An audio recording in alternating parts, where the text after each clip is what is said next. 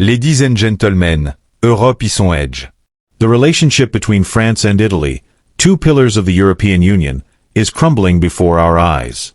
What was once a partnership built on shared history and common goals has now turned into open hostility. At the center of this diplomatic storm, Italian Prime Minister Giorgia Meloni and French President Emmanuel Macron. Their clash is not just personal. It is political, ideological, and deeply symbolic of the fractures tearing Europe apart. But what lies behind these tensions?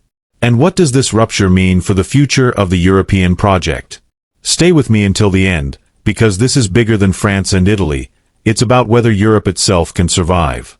Before we dive in, if you're new here, make sure you subscribe right now to Breaking State. Hit the bell icon so you never miss an update. And if you believe Europe's story deserves to be told without filters, give this video a like. That helps more people discover the truth. Now, let's go back to the root of this confrontation. The friction between Macron and Meloni didn't appear out of nowhere. From the very moment Meloni took office in 2022, the tone was set. Macron, often seen as the self-styled leader of Europe, was skeptical of her rise. Meloni, a right-wing populist, made it clear that she had no intention of following the French president's lead. And almost immediately, their visions collided, most sharply on the issue of migration. In May 2023, things exploded. French Interior Minister Gérald Darmanin accused Meloni of being incapable of handling migration. Those words, broadcast across Europe, sparked outrage in Rome. Meloni saw it as a direct insult, not just to her personally, but to the Italian nation. From that moment on, the relationship between Paris and Rome entered a downward spiral.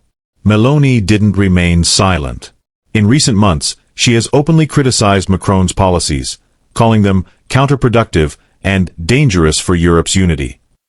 According to her, Macron is pushing for solutions that look good on paper but ignore the real struggles of EU member states. For Italy, struggling with thousands of migrants arriving on its shores every week, this was not just a disagreement, it was a matter of survival. But here's where it gets even more serious. Meloni is not alone. Inside Italy, across the political spectrum, her criticism of Macron has found support. Even opponents within her own country have admitted that France often imposes its vision without listening to its partners. And the Italian public? They're angry. A growing wave of anti-French sentiment is spreading across the country. Ordinary Italians feel that Paris looks down on them, that Brussels listens to France but ignores Italy. This growing resentment is not just about migration. It's about sovereignty. Macron talks about more Europe, about building a federal union where decisions are centralized. Meloni, on the other hand, defends what she calls an Europe of nations, where sovereignty is respected, where each country decides its own destiny. This philosophical clash is tearing at the fabric of the European Union itself. Now, imagine the consequence. France and Italy are not minor players. They are founding members of the EU, the second and third largest economies in the Eurozone. If these two countries cannot find common ground, how can Europe face global challenges like China's rise, Russia's aggression, or America's unpredictable politics? And here's the reality. Europe today is fragile. The war in Ukraine has drained resources and tested unity. Inflation is hitting families hard. Energy crises keep coming back. And now, one of the biggest internal alliances, the Paris-Rome axis, is breaking apart. If Macron and Meloni fail to reconcile, the dream of a united Europe could collapse into a nightmare of division. But let's look closer at Macron himself. The French president has always seen himself as the visionary leader of Europe. After Brexit, he believed France should take the mantle left by the UK. He talks about strategic autonomy, about building a Europe that stands independent of both Washington and Beijing. But critics say Macron's style is arrogant, top-down, and disconnected from the struggles of ordinary Europeans. In countries like Italy, that style doesn't inspire respect, it provokes resentment. Meloni, by contrast, presents herself as the voice of real people. She speaks directly to Italians who feel left behind by globalization, ignored by Brussels, and overshadowed by Paris. She says what many are thinking, that France cannot dictate the future of Europe.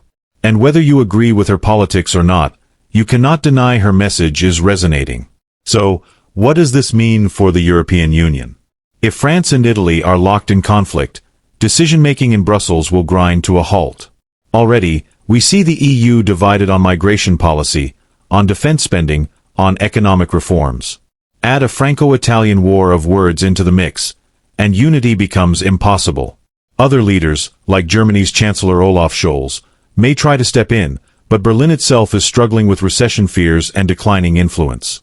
Without cooperation between Paris and Rome, the EU looks weaker than ever. And that's not just bad for Europe. It's bad for the entire Western alliance. The United States relies on a strong Europe as a partner. NATO's ability to deter threats depends on unity among its members. If Macron and Meloni cannot put aside their differences, the cracks will only widen, and adversaries like Vladimir Putin will be the first to exploit them. Ladies and gentlemen, let's not underestimate this. History teaches us that European divisions are dangerous. The First World War, the Second World War, both erupted in a divided continent. Today, the weapons are different, the context is different, but the principle is the same. When Europe fights itself, the world pays the price. And so, the question becomes, what happens next? Will Macron and Meloni find a way to compromise, to turn their rivalry into cooperation? Or are we heading toward a new era where the Franco-Italian axis, once a foundation of the EU, is replaced by bitterness and mistrust? For now, the signs are troubling. Macron continues to push for deeper European integration, while Meloni insists that nations must come first. Neither side shows signs of backing down. And every time one of them speaks, the divide grows larger. So what does this mean for you, the viewer? It means the future of Europe is uncertain. It means the leaders who are supposed to protect unity are instead fueling division. And it means that the world you wake up to tomorrow could look very different depending on how this crisis unfolds. That's why it's so important to stay informed. That's why you need to subscribe to Breaking State right now.